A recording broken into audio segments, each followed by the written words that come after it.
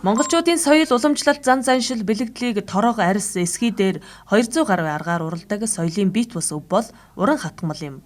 Нүүдэлчдийн амьдралын өдөр тутмын хэрэглээнээс үүсэн бий болсон энэ урлалыг орчин үед илүү боловсронгүй болгож урлагийн хэмжээнд олон төрлөөр хөгжүүлэн авч яваа урлаачид олон байдаг.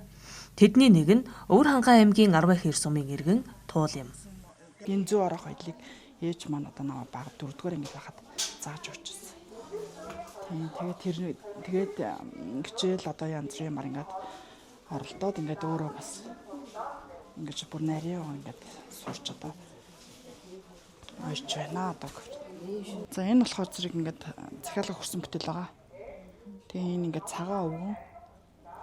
Тэгээ бас л энэ нарийн ингээд бүхэл төрслүүд гарч ирнэ. Одоо ингээд цагаан өвгөн ойч энэ чинь бугсоо энэ тэгэл одоо ингээд хоёр шуваа орж ирнэ.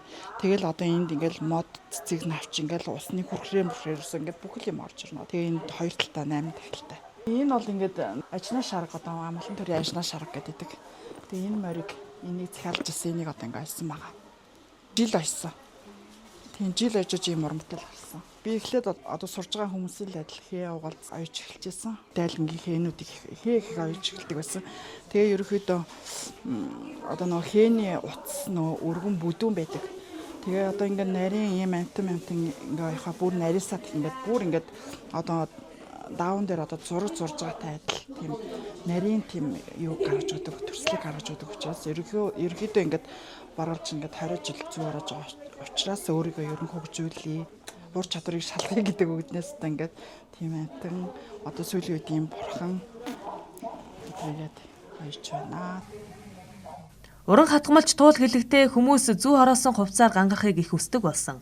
Дайланд дан хээ угалц гэхээсээ илүү бэлэгдлийг харуулсан төрийн сүлд дөрвөн хүчтэн байгууллагынхаа лого эмблемийг ч зүү ороож аюулдаг.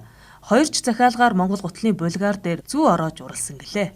Тиймээс дайлан хавтаг малгай бүс Монгол гутал гээд зүү ороож болох бүхий л эд зүйлсийг захиалгаар авч уран шаглагаар ойдог байна.